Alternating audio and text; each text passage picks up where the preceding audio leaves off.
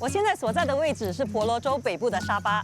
沙巴三面环海，延绵1400公里的海岸线，是早期远洋的华人靠岸的地方。他们之中有一些跟当地的原住民女子通婚，繁衍出特殊的混血群体，一个是华家族，而另一个是塔达纳族。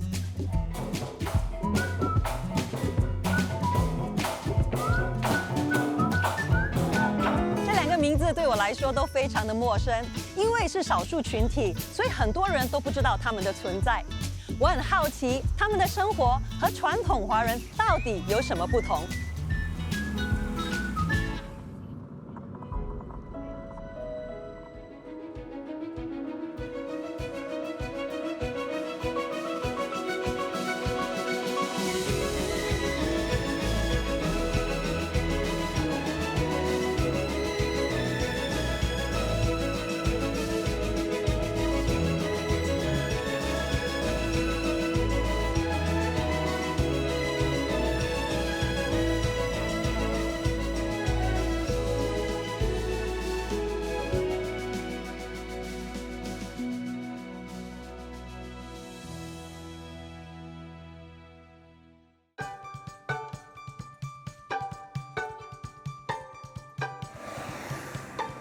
沙巴位于东马来西亚，雨林、海岛、山峦遍布，是城市文明与自然和谐共存的一片神奇之地。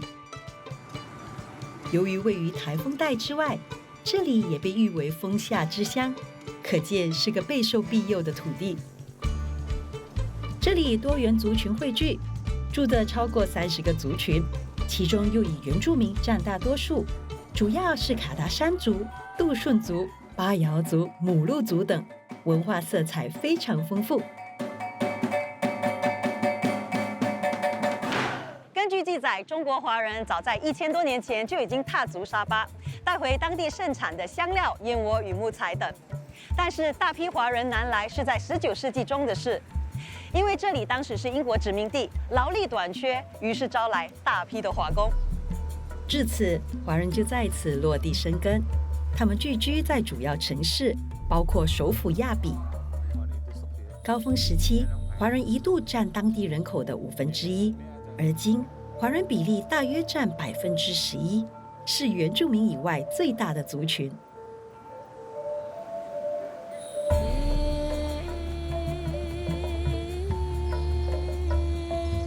然而，在沙巴，拥有华人血统的其实远远超过这个比例。因为自古以来，华人与原住民通婚的比例就非常高，延伸出2个混血群体，和卡达山、杜顺和母鹿人生下的后代统称为华家族 Sino， 而与杜顺、塔达纳族生下的后代则简称为塔达纳族。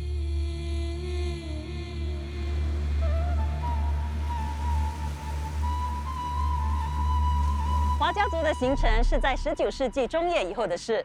他们与土生华人或巴巴娘惹相似，但不同的是，他们的母系祖辈都是原住民。无论是在样貌、饮食或节庆，都融入了华人和原住民的特色，形成了有别于巴巴娘惹的独特文化。随着混血后代的人口增加，2战后，英国政府在人口普查里增加了 Sino Native 的范畴。据估计，目前全沙巴的华家族大概有8万人。沙巴还把每年的11月11日定为华家日。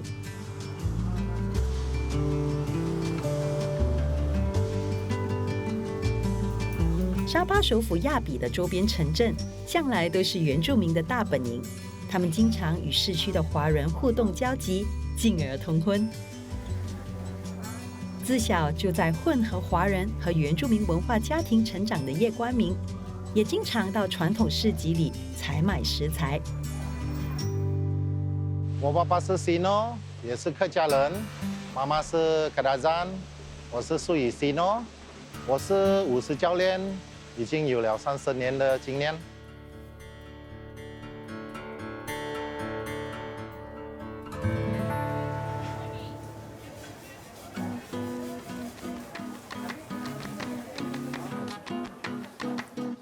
像这样的传统市集，在沙巴各地城镇都有。每周特定的日子，住在乡区的原住民就会带着各种婆罗洲的特产前来赶集，是这座闲善的城镇少数生活气息最浓烈的地方。我介绍给你，这个是我们的产品tú号。tú号是用什么制作的？这个是菜来的，闻起来是辣辣的。来，我给你吃一下。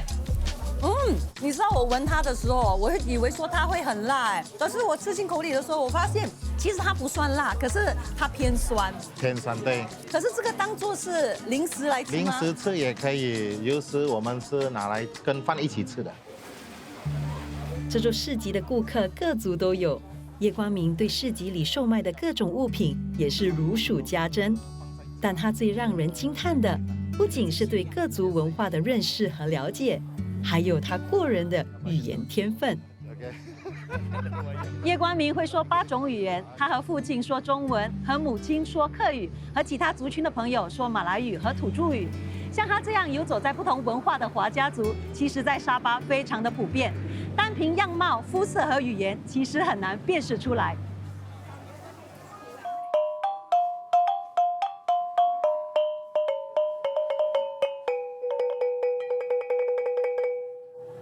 哦，好听。今天的叶光明虽然已经搬到城镇来生活，但他少年时期最美好的回忆却在丛林里。他的母亲是卡达山族，外婆家位于山区。小时候，他就经常跟着大人到森林里狩猎，到河里抓鱼，学会了许多原住民的生活技能。小时候是有个群人啦，叔叔啊、表弟、表哥这样进去森林啦，就跟他们去学咯，怎样去打猎，怎样去打山猪啊。我们也是有打过熊啦。熊？那不会危险吗？是很危险，可是我舅舅就打，我们就跟着在后面。你们是怎么找寻那些猎物的？有没有什么特别的技巧？我们去找那些小河，这些动物要去喝水，它喝水我们就看它的脚印，代表是什么动物。然后我们就一直看它的路，它跑去哪里。有时上山来讲，我们就知道它的路怎样跑。有时我们就爬上树，在树上等，因为这个山猪它可以披到人的味道啊，差不多1公里到2公里的远。捕鱼每一个地方是不同的，有的地方是我们叫做大干，大概来讲是1年1次才可以捕鱼的。为什么呢？这个是保持外面的人不能够进来随随便便去抓我们的鱼。每1年我们有一个时间，我们就整个村的人大家一起捕鱼哦。然后我们分就是每一个家庭只是拿5公斤，其他的鱼就是我们在场就吃喝。那些小鱼我们就不抓，小鱼我们就放给它养大，明年这样啊，还有给我们的 the next generation 啊。今天又是叶光明带领的狮团立场练习的日子，但今天的舞狮有点不一样。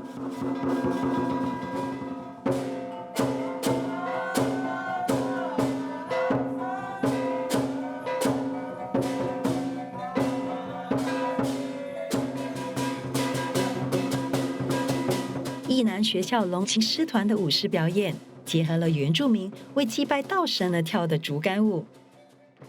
竹竿舞讲究精准的节拍，身体必须跟着音乐和竹竿律动，合而为一。这样的表演形式跳脱了舞狮的传统步伐，更接近舞蹈。随着狮团跳竹竿舞的视频在网上传开后，这样的表演也成了沙巴舞狮的一大特色。你是怎么会想到结合舞狮跟竹竿舞的这个点子？是因为这个舞狮是华人的种族啦，每一次表演我们都是给华人看，可是我们的这个土著又想要看哦，想要看有的东西又不明白这个舞狮是怎样来的，就讲我们就慢慢改了这个舞狮跟土著的舞蹈，我们合在一起。如今，义南学校龙琴狮团是沙巴最大、最知名的醒狮团之一。成员多达200-300人，主要都是华家族和土著。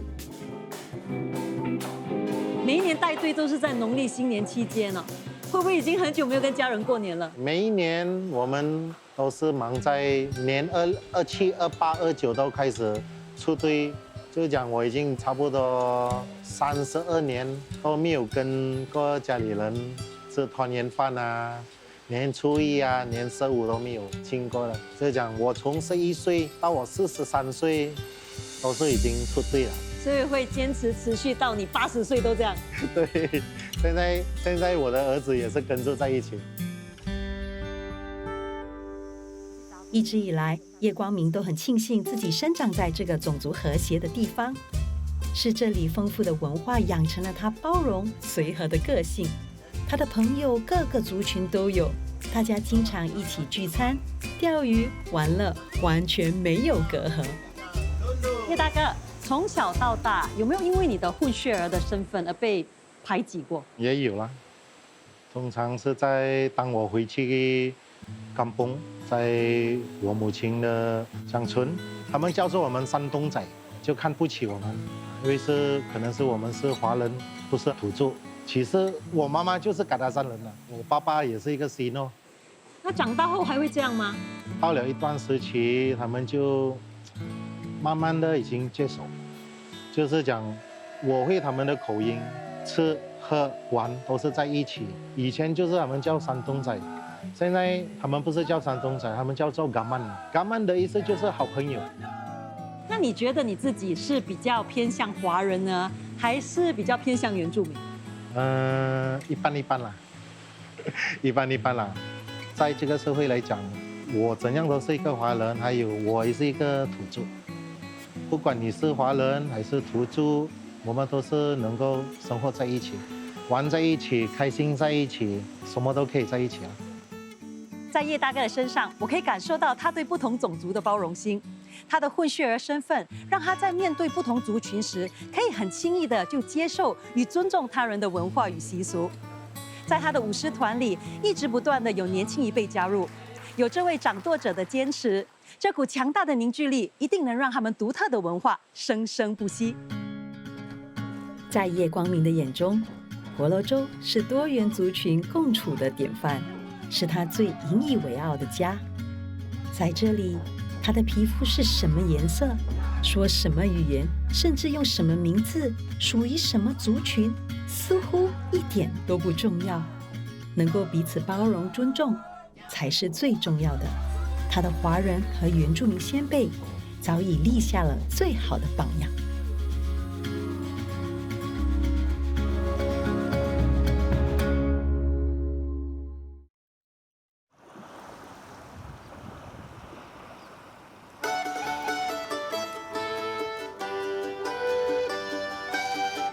从沙巴首府亚比沿着西海岸一路往南，沿途的城镇几乎都是华家族的聚集地。我们循着他们的足迹一路探索，路过了一个又一个质朴的乡镇。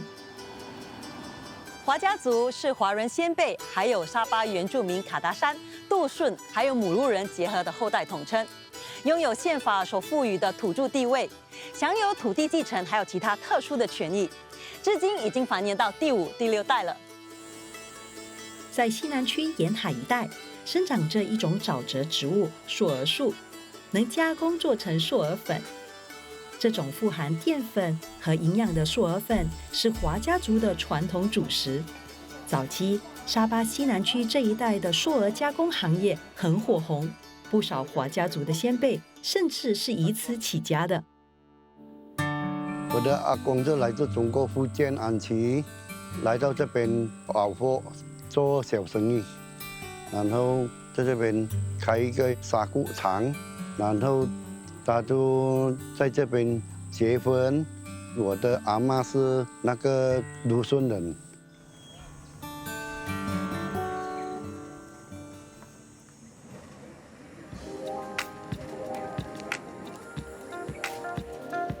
林大哥，你好，我是翠芳。OK， 欢迎欢迎欢迎欢迎欢迎。哎，他在做什么？在剥纱布树的皮，然后他现在要开了这个皮，再经过那个机器来搅碎它，过后才制造那个纱布。你摸摸一下哈，你看你什么感觉？它哦，这样搓一搓了之后，哎，感觉到我的手好像放了爽身粉一样。对呀，你看滑滑的。它滑的啊。过去用途广泛的硕儿树是华家族和原住民重要的农作物。沉淀后提取出来的硕儿粉，经过暴晒风干，便成为百姓家里简单又温饱的食材。树干残渣加水浸泡后，又可以用来饲养家畜。而硕儿树的皮和叶子还可以制成各种工具和手工艺品，是个非常多功能的植物。直到今天，硕儿粉依然经常出现在华家族家庭的餐桌上。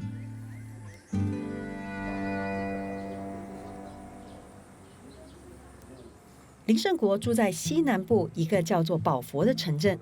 自古以来，这里的华家族就和原住民文莱族混居。在这个多元混杂的环境里，镇上的一些古老建筑也非常有特色。林大哥，为什么这边一整条街都是高脚屋呢？这个地方会淹水，水底的地方，这边的屋子，那个屋子底下有那个船，如果水淹水的时候，他们可以划船去那个市区买东西啊，买粮食啊，就要靠小船哦。沙巴曾经受到英国殖民，早年殖民政府颁给华人土地，由他们自行修建房子。即使当时环境艰苦，华人依然选择安居下来，融入在地，更有不少与土著通婚，在此繁衍生息。这间学校是公民学校，已经有100多年的历史了。我的爸爸妈妈也是这边读书。所以林大哥，你的中文都是在这里学的吗？这边学了7年了，因为我6年级，包括我幼稚园，我7年这边学华语。那你们在家里是说什么语言呢？我在家里讲福建话，跟讲马来话，也有讲一点土话，意思说本地的那个原住民的话。因为家里有婆婆在，婆婆是卢顺人，是土族，因为婆婆也会听福建话。我的祖父有带过我婆婆回去中国，她跟我说，大概住的差不多有9个月的时间在中国。那么在那种情景之下，她没有办法，她一定要学福建话。来到南洋，林胜国的爷爷坚决不忘本，他们林家的家训就是每一个子孙都要会中文。可惜华小太远，所以他们家7个兄弟姐妹当中，只有他和2个弟妹有上华小。这也是为什么很多住在郊区的华家族都不会中文，反而是以马来语作为母语。林大哥，华家族的祖辈都是从哪里来的？祖辈都是从中国福建过来的，所以来的时候是单程来的，就是所谓我们讲有福建公没有福建妈的是这样啦，来到这边才起的。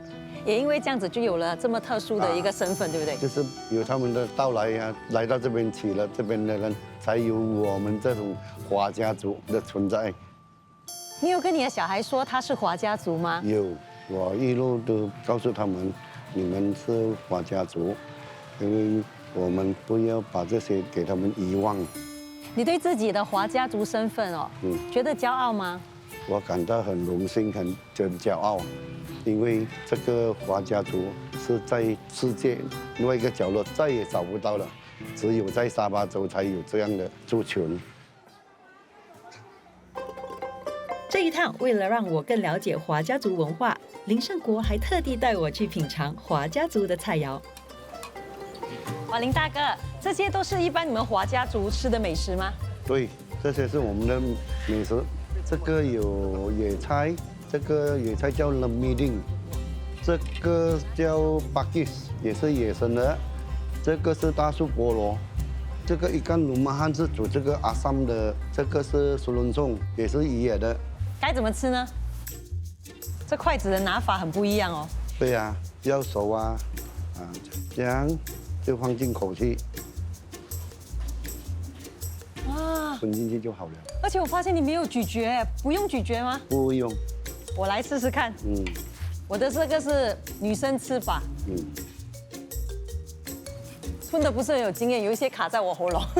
不会卡的，你要很顺畅的，自然一点。是，敢吞了进去之后，它其实是很滑顺，直接就滑进去。对呀。其实它的口味本身它是没有味道的嘛，可是它就是有一种口感，感觉吃起来就是有点像我们吃那种麻糬这样。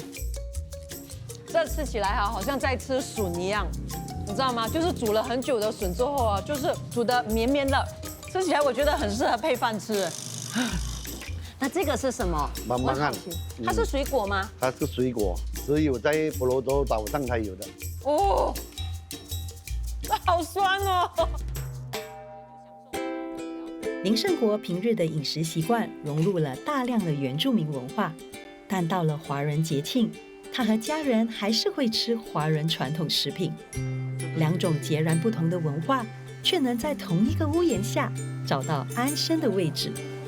在沙巴，华家族受宪法承认为土著，享有的特权包括土地、房产、大学名额、奖学金等。但由于他们是少数民族，沙巴政府曾经建议这个特权只能延续到第3代，引起族人担忧。华家族哦，你觉得现在最大的困难是什么？最大的困难啊，我们的华家族啊，有些很多还不了解，他们有他们的特权。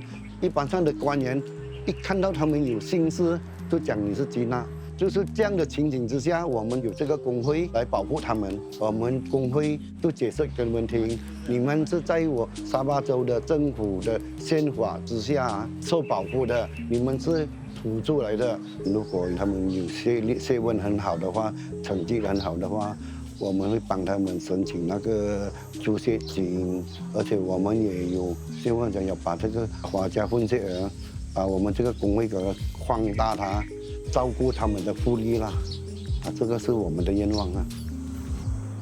2005年，沙巴成立了华家族工会，希望团结彼此，捍卫权益。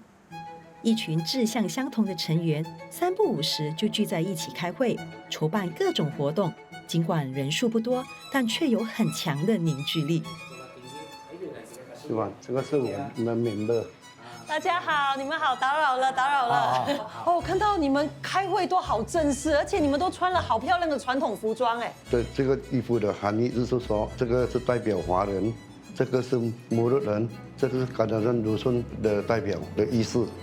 所以就是说，把你们3大土族都已经并在你们的服装里面。对了因为混血儿嘛，毕竟是混血儿嘛。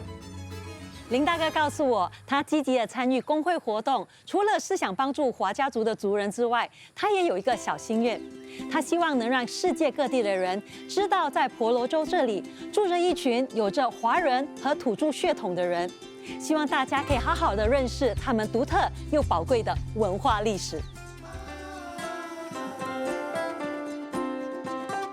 在这片古老的土地，只有100多年的华家族，还是个非常年轻的族群。它既不属于主流华人社会，也有别于传统的原住民。但不管是华人还是原住民文化，都是林胜国不可分割的一部分。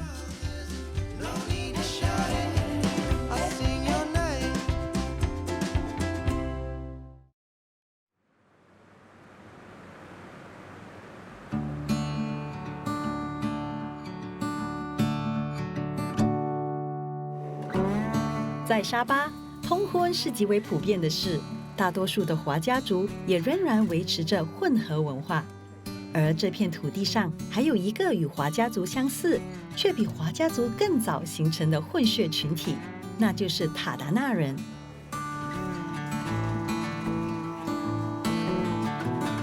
他们自古就聚居在西海岸南部的小镇瓜拉班尤，在当地语言中，这里是海龟河口的意思。瓜拉班尤位于南中国海岸边。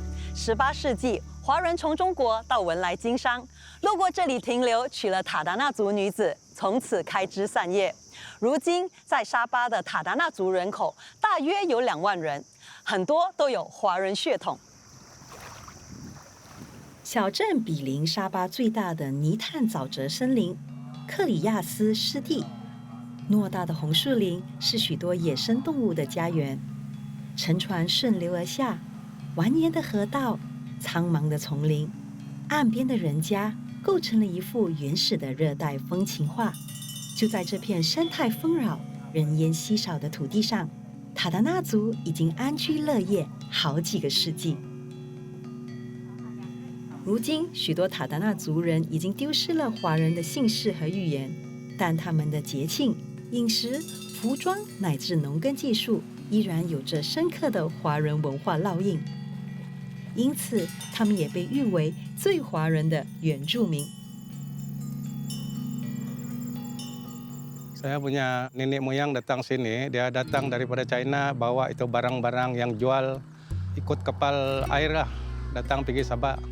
Lepas itu dia kawin orang tempatan, dia kawin orang sini, kemudian dia tidak balik lagi.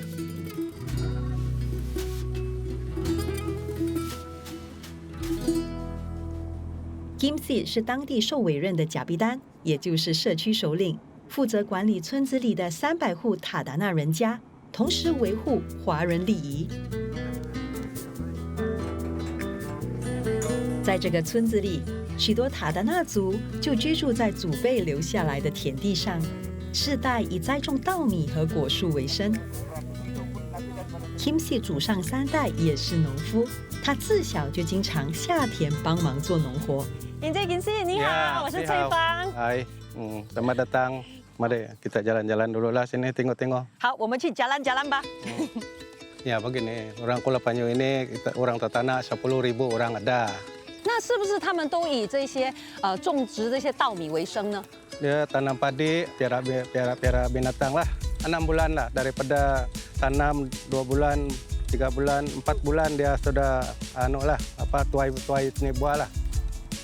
这片富足的土地留住了远洋而来的华人，也在2个世纪以来孕育着他们的后代。土地维系着塔达纳族的繁衍生息，就连他们的族名也跟土地有关。塔塔纳呢，在当地语的意思呢，就是来自地里的人。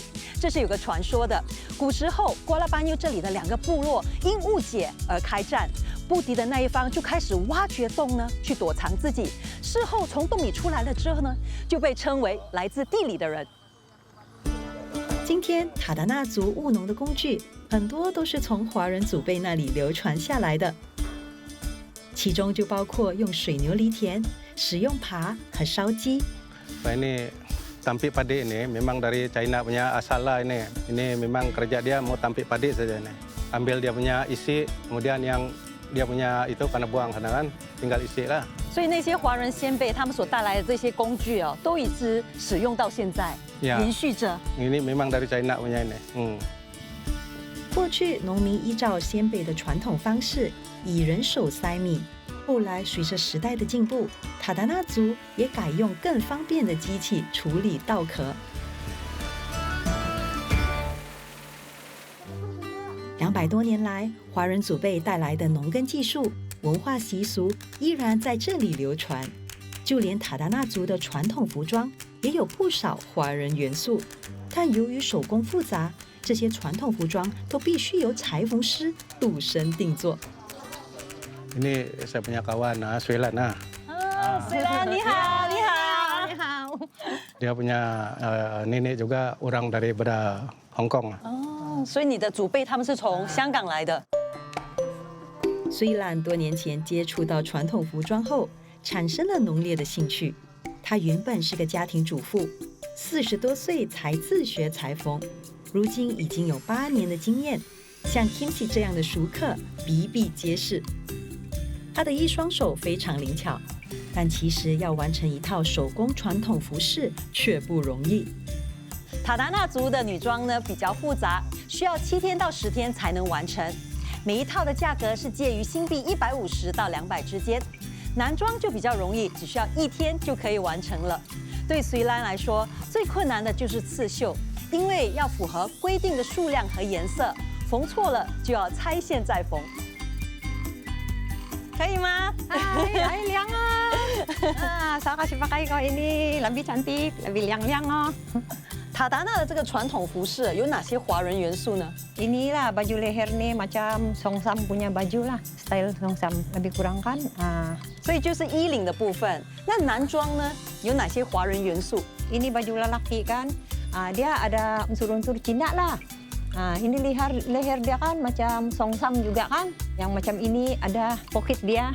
Cina, ini mau kasih masuk duit angpau tahun baru. Sama ini tangan dia ada unsur-unsur. Ini ada warna merah-merah, macam Cina punya warna lah.塔达纳族一般会在喜庆节日或出席公开场合时穿上传统服饰，比如丰收节、婚礼等。你会希望把这门手艺传下去吗？ Ya, saya berharap ini generasi akan datang mau belajar dan saya boleh mengajar dan saya sedia mengajar. 在传统文化逐渐没落的年代 ，Kimsi 是村子里少数依然熟悉华人礼俗的人。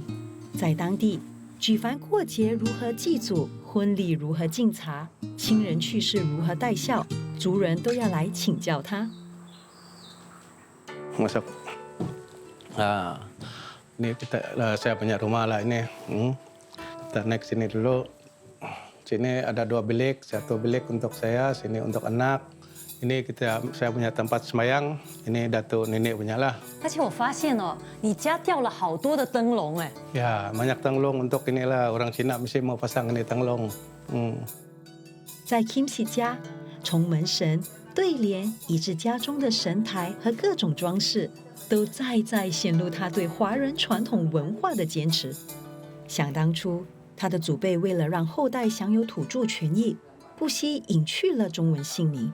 到了他这一代，想要考究，却早已无迹可寻。 你这 Kimsi， 你是在几岁的时候发现自己有华人血统的？ Memang daripada awal lagi, kurang lebih dalam umur saya 10 tahun, saya sudah tahu memang saya berasal, memang saya keturunan orang Cina lah. 那你是如何找回你的姓氏的呢？ Itu pemilenium itu saya dapat tahu, saya tengok itu kuburan saya punya datuk punya kubur bah. Sana saya tahu dia punya nama Li Guanhai. 由于祖辈墓碑上的名字是以英文字母拼写，很长一段时间 ，Kimsi 并不确定自己姓什么。最后，他甚至不惜到庙里问神，才找回了丢失的家族姓氏。知道了自己的姓氏之后，当时的心情怎么样？ Saya bangga karena ikut saya punya datuk nenek, seorang yang betul-betul orang daripada jauh, bukan orang sini. 对 Kimsi 来说，保留繁琐的祭祖仪式，或许就是他牢记自己身世的方式。只是随着年事已高，他很担心这些传统习俗会逐渐消失。但还好，他排行第5的儿子 Nelson 愿意承接父亲的衣钵。 Nelson， 你为什么会愿意继续维护这个华人的传统跟习俗呢？ Bagi saya itu adalah satu tanggung jawab saya selepas papa saya dan mungkin salah satu sebabnya tiada lagi yang ahli keluarga yang akan mewarisi benda ini selain daripada saya lah. 你们家最重要的节庆是什么？ Dalam family kami ini kalau perayaan dia memang tahun baru Cina lah. Setiap kali tahun baru Cina keluarga akan berkumpul, mana yang jauh dari bekerja tuh akan berkumpul dalam ya di rumah lah setiap kali tahun baru Cina.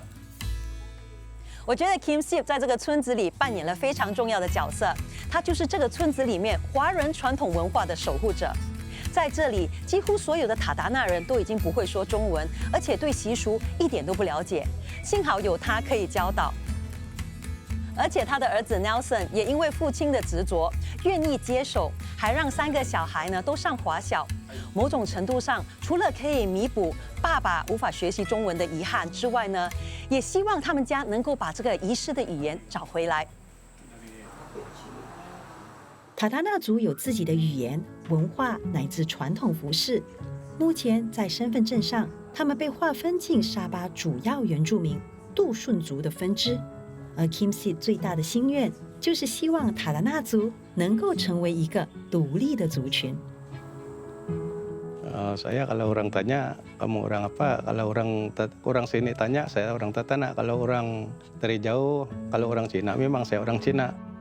Ya, saya mesti mau jaga ini budaya Cina ini karena saya sayang saya punya keturunan.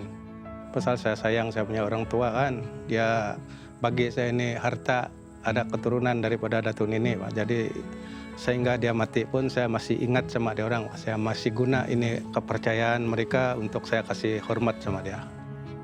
多年来，这个少数族裔就在婆罗洲的边陲之地，过着多元混杂的小日子。在时代的演进中，他们与华人祖辈的语言文字渐行渐远，但 Kimsit 却始终没有忘记自己的血缘。那些不厌其烦的传统礼俗，是他给自己的反复提醒，也将是他留给后辈的珍贵礼物。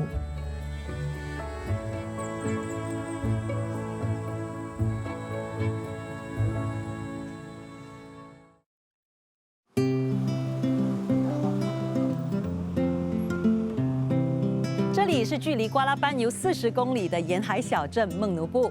这个淳朴的小镇也是塔达纳人主要的聚集地。在100年前，这里就有华文小学，因此懂得中文的塔达纳人相对的也比较多。一般上，外来文化通常会受本土文化影响，但塔达纳族却相反，是他们主动去适应、吸收外来的华人文化。只是由于人数不多，加上世代生活在偏远郊区，让他们总是隐没在主流社会的茫茫人海中。即使已经繁衍到第7代，很多人依然不晓得这个族群的存在。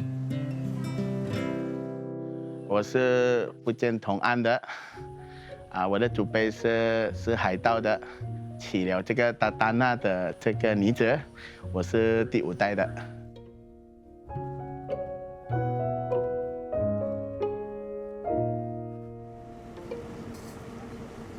在这个小镇，塔达纳族占总人口的40%，其他的主要族群则是文莱族。当地的地标码头就是当初华人祖辈靠岸的港湾。Wilson 你好，我是翠芳新慧。好。听说你的先辈之前是在这边靠岸的。对，我公公以前从这边码头上了，是以前是他们讲是兰伦是那个海盗。是海盗。以前他是娶一个达达纳人，在这边的，就在这边落脚成家了。成家了，对。Wilson，这个码头建很久了吗？很久了，从我的公公的那一代了。那我刚才有看到船开走，对不对？它是开到哪里去啊？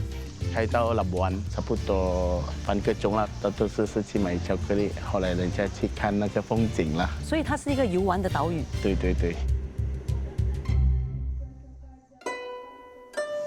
历史远去，但站在岸边瞭望着天际线，依稀可以想象当初华人乘风破浪而来的情景。因为耕地贫瘠，福建人在很早期的时候就发展出优良的航海还有造船技术。18世纪，他们横跨了大半个南中国海，成为其中一群最早在沙巴落脚的华人族群。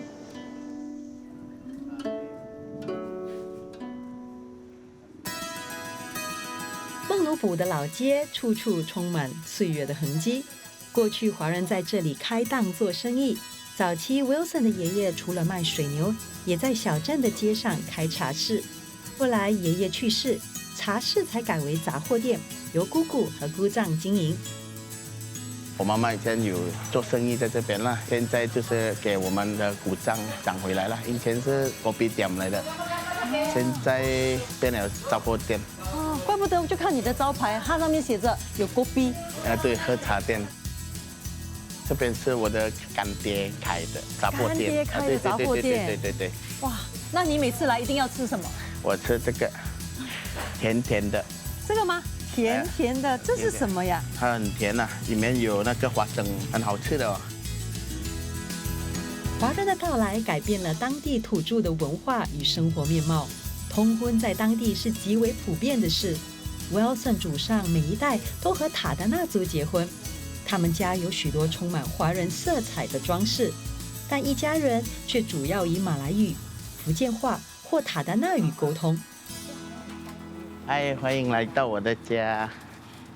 这个是我爸爸。你好，张爸爸，你好，我是翠芳。这个是我妈妈。张妈妈，你好。你好。你好。那你妈妈会说中文吗？不会。那我要怎么跟她问好呢？你讲努努阿巴姆。努努阿巴姆。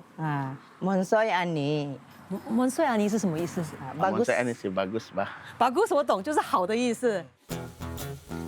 Wilson 的母亲是糕点小贩，主要制作塔达纳族的传统糕点，批发给镇上的咖啡店售卖，周末则到市集摆摊。平日里，他凌晨3点就要起床准备食材，尽管天天起早贪黑，但他却乐在其中。妈妈好厉害，现在她在制作红龟果，对不对？对呀。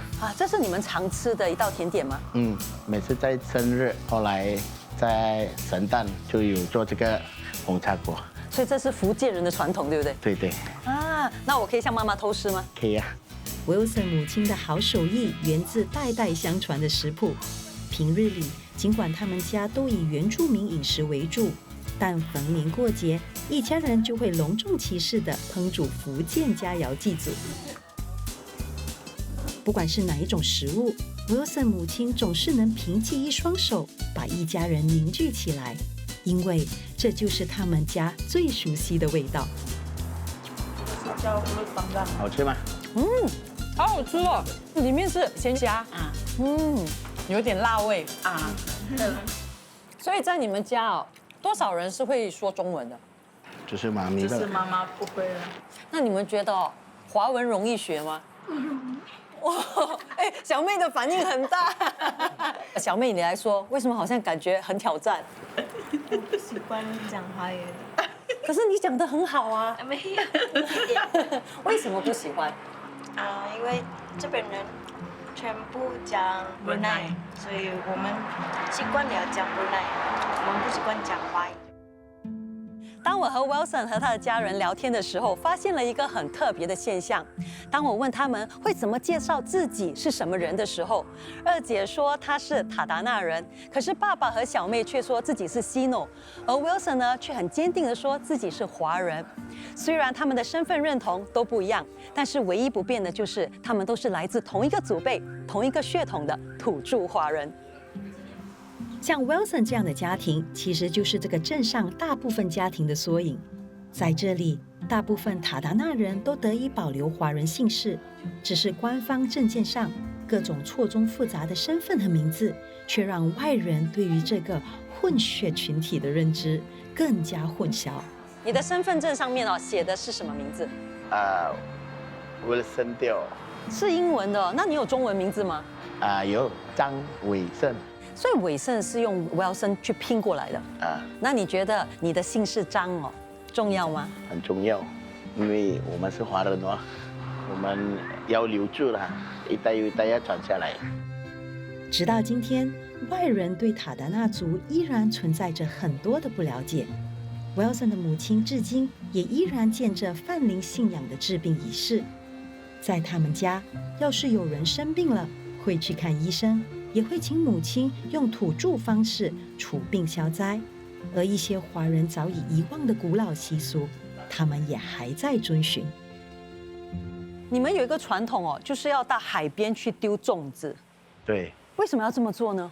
因为从我的公公接下来的，在粽子那边要写好的字，是写那个生意兴隆、阖家平安、出入平安。然后就把它丢进大海。进大海讲好的啦，兴旺发啦。我们很相信这些我们的这个传统。那如果有人问你Wilson， 你是什么人？你会怎么跟他们说？我会跟他们讲我是华人啦，因为在那边呢，可能人家不知道我们是塔达纳人，但是有些人家问我们是哪里人，我们讲我们过来朋友。他们就是知道我们有这个塔达纳咯。那你觉得有这样子的身份，你觉得自豪吗？骄傲，因为在这个小的新村是有这个塔达纳的人产了这个华人。Wilson 在很混合的文化中长大，但是我可以感受到他其实乐在其中。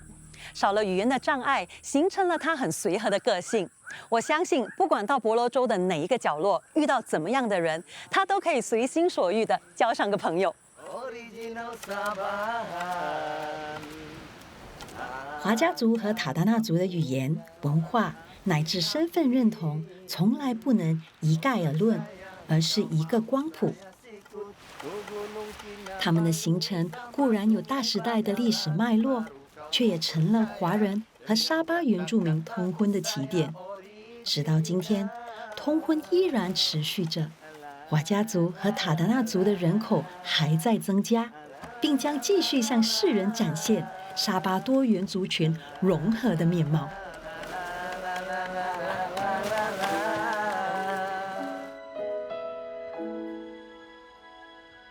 在婆罗洲美丽的海岸边，远洋的华人决定搁浅，与原住民通婚，繁衍出新的族群。我名叫叶冠明，我是第2代的Sino。我是林生国，我是华家族的第2代。Saya Kimsit Singgang, Dusun Tatana, generasi keempat. 我是Wilson Teo，张伟胜，Dusun Tatana 第5代。